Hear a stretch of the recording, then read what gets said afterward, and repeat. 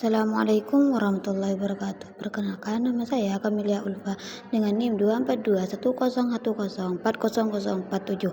Di sini saya akan menjelaskan tentang dinamika dan sejarah kurikulum di Indonesia. Sejarah kurikulum Indonesia. Kurikulum pendidikan di Indonesia telah mengalami banyak perubahan sejak negara ini merdeka. Perubahan ini dipicu oleh berbagai faktor seperti kemajuan sosial, politik, ekonomi, budaya, serta kebutuhan zaman yang terus berkembang. Yang pertama adalah kurikulum 1947, di mana ini disebut dengan kurikulum rencana pelajar 1947. Kurikulum ini fokus pada pembentukan karakter, moral, dan semangat kemerdekaan. Dikarenakan dulu Indonesia masih mempunyai semangat juang kemerdekaan, jadinya terjadilah kurikulum 1947. Yang kedua yaitu kurikulum 1952, di mana kurikulum ini disebut dengan rencana pelajaran terurai. Kurikulum ini lebih terstruktur dengan tujuan pembelajaran yang jelas untuk setiap mata pelajaran. Kurikulum ini menekankan keterampilan dasar membaca, menulis, dan berhitung kepada siswa didik. Yang ketiga yaitu kurikulum rencana pendidikan 1964. Kurikulum ini berbasis Pancawardhana, yaitu yang terdiri dari moral, kecerdasan, emosi, keterampilan, dan jasmani. Yang keempat yaitu kurikulum 1968, di mana kurikulum ini fokus pada pembentukan manusia Pancasila yang sejati, dan kurikulum ini menekankan pada materi normatif serta akademik. Yang kelima yaitu kurikulum 1975, di mana kurikulum ini menggunakan pendekatan objektif basic dengan administrasi pembelajaran yang ketat dan struktur. Yang keenam yaitu kurikulum 1984, di mana kurikulum ini dikenal dengan metode cara belajar siswa yang aktif, bisa disingkat dengan CBSA, di mana kurikulum ini menekankan keaktifan siswa dengan peran guru sebagai fasilitator.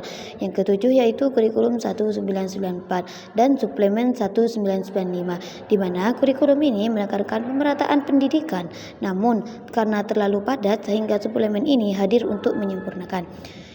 Yang kedelapan yaitu kurikulum berbasis kompetensi atau KBK yang 2004. Kurikulum ini berfokus pada penggunaan kompetensi inti dan dasar pada siswa yang mampu menerapkan pengetahuannya.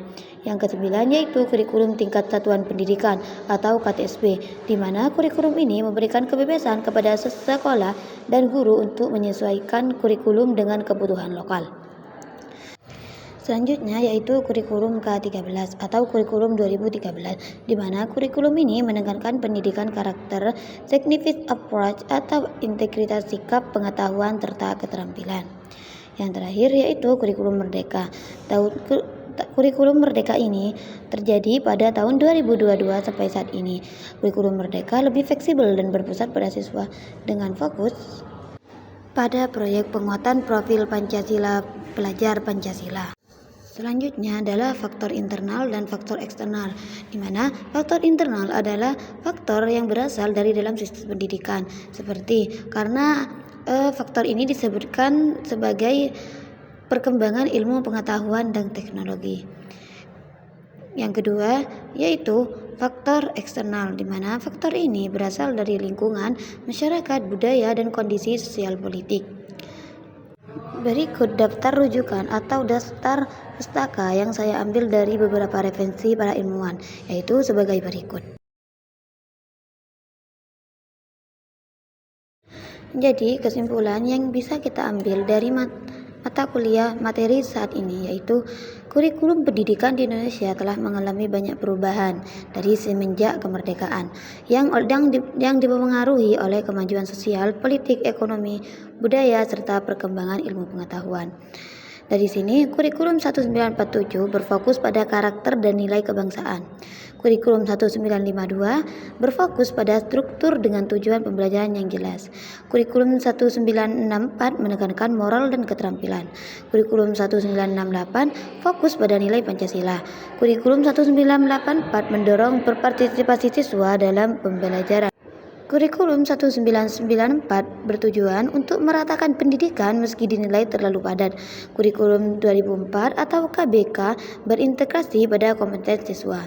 Kurikulum 2006 yaitu memberikan fleksibilitas bagi sekolah dalam mengembangkan kurikulum. Kurikulum K13 menekankan pendidikan karakter dan pendekatan ilmiah, sedangkan kurikulum Merdeka sampai kurikulum saat ini mengutamakan pembelajaran yang adaptif dan fleksibel sesuai kebutuhan peserta didik.